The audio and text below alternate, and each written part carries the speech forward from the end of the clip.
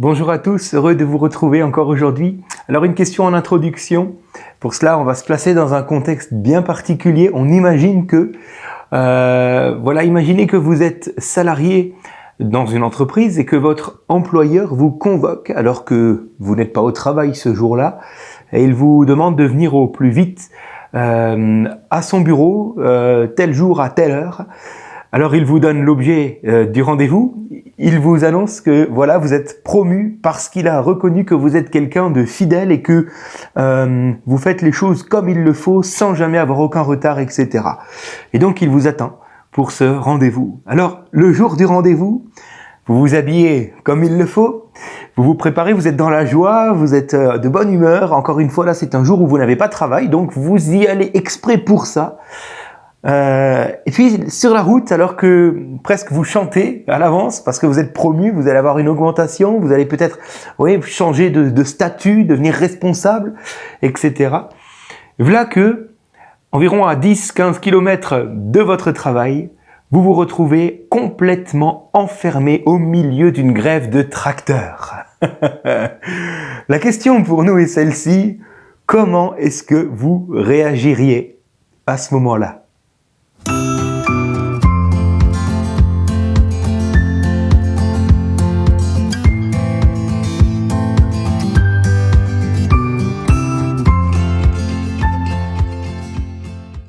Voilà, c'est un plaisir donc de vous retrouver encore aujourd'hui, que le Seigneur vous bénisse.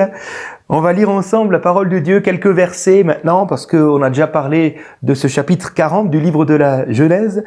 Maintenant, lisons simplement le verset 14, où il est écrit, alors que Joseph donne l'interprétation donc des rêves qu'ont eu les chansons et le panetier du roi, Joseph dira à l'échanson, puisqu'il lui dit que selon son rêve, il sera rétabli dans ses fonctions donc dans 3 journées.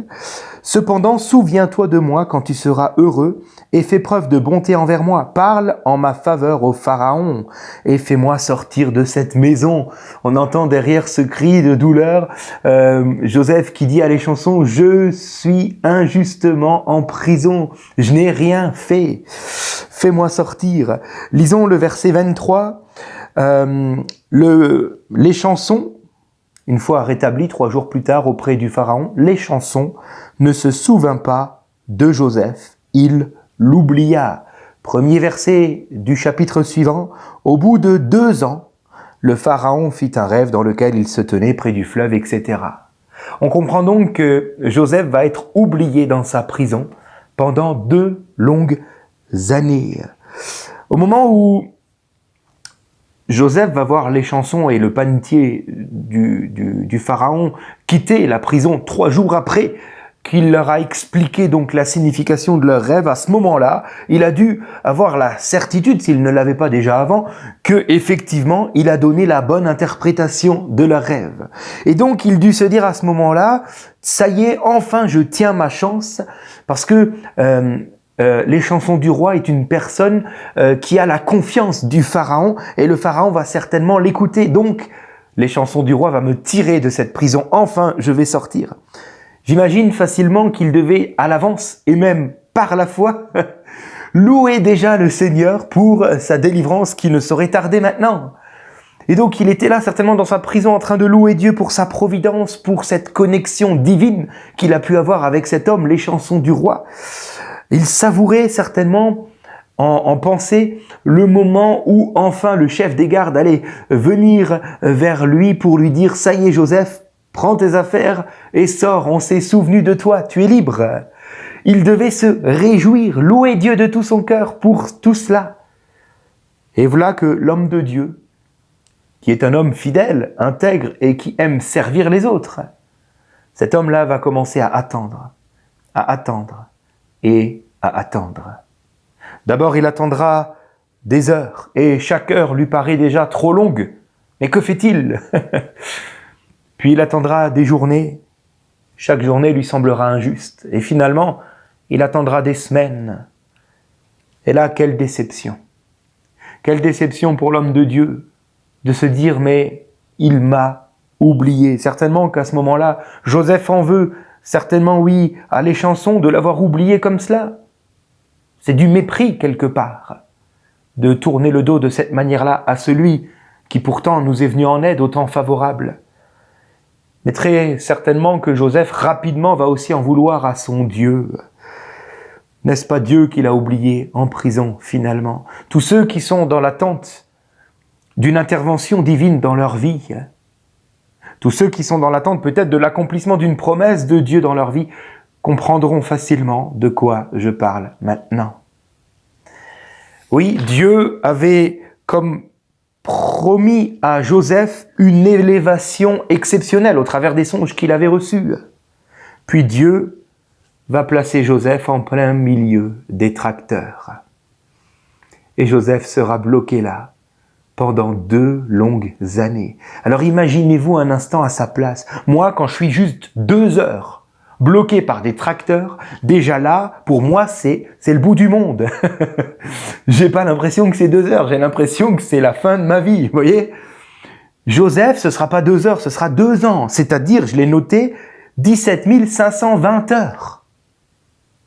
En minutes, c'est plus de 100 000 minutes, plus de 100 000 occasions pour Joseph de devenir amer vis-à-vis du Seigneur. Alors, que nous donne comme indication, comme détail sur ces 2 longues années, que nous donne la Genèse comme détail sur ce que Joseph va vivre pendant ces 2 ans? Lisez peut-être un peu le chapitre 40 et regardez quels sont les détails.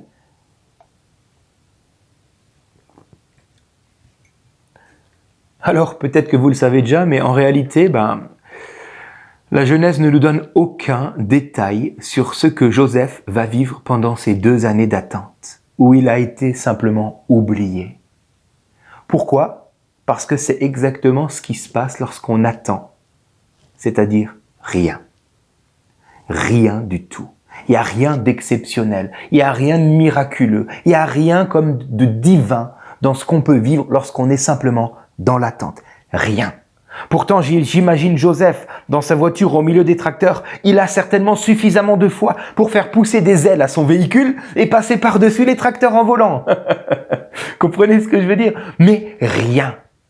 C'est comme si sa foi était stérile. C'est comme si cela ne servait à rien de continuer d'espérer. Il ne se passe absolument rien.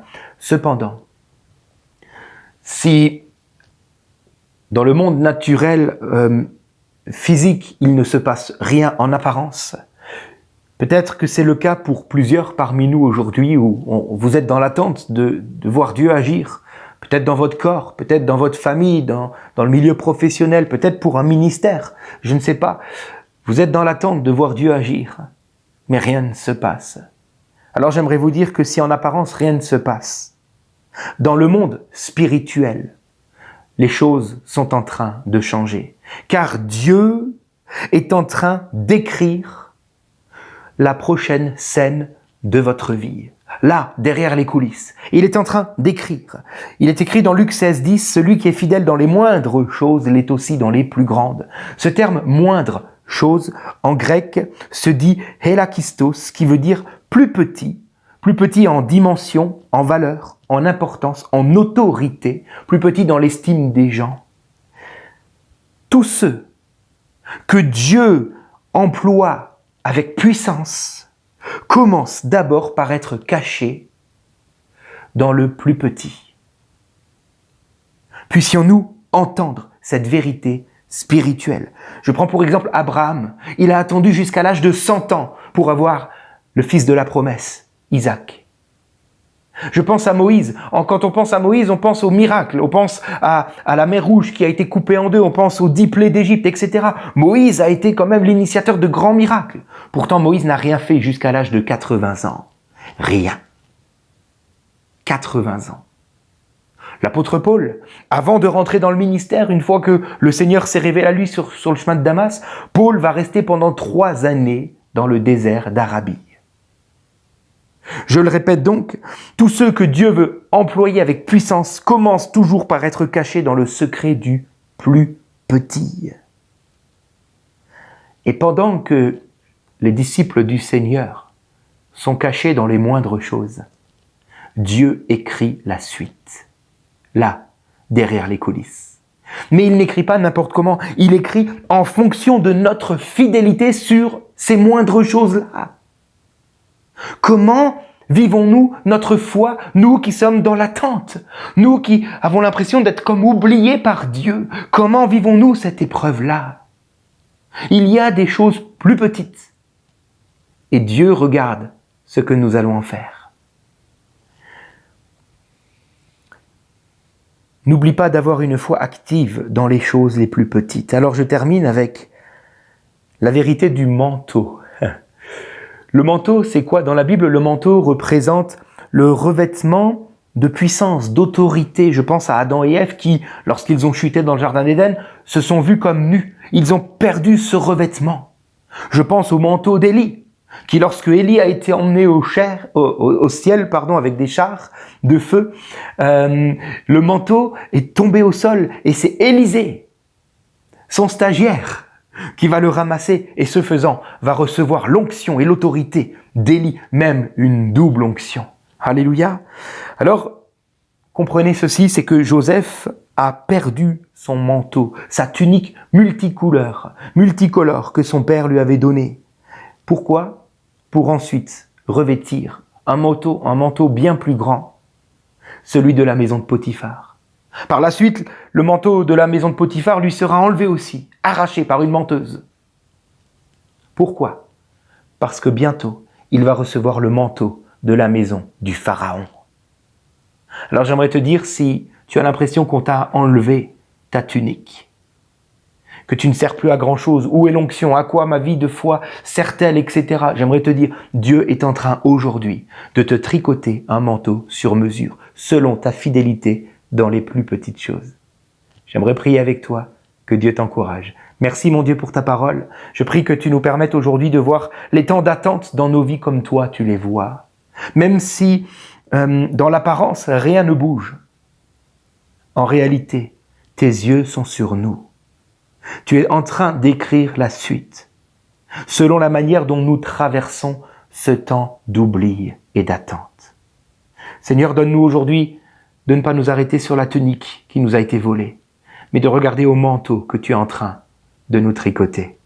Merci Seigneur, tu renouvelles dans la foi tous mes frères et sœurs qui passent par cette période difficile dans la foi. Au nom de Jésus. Amen. Voilà, soyez bénis. Très bon week-end, très bon culte dans vos églises respectives et à lundi.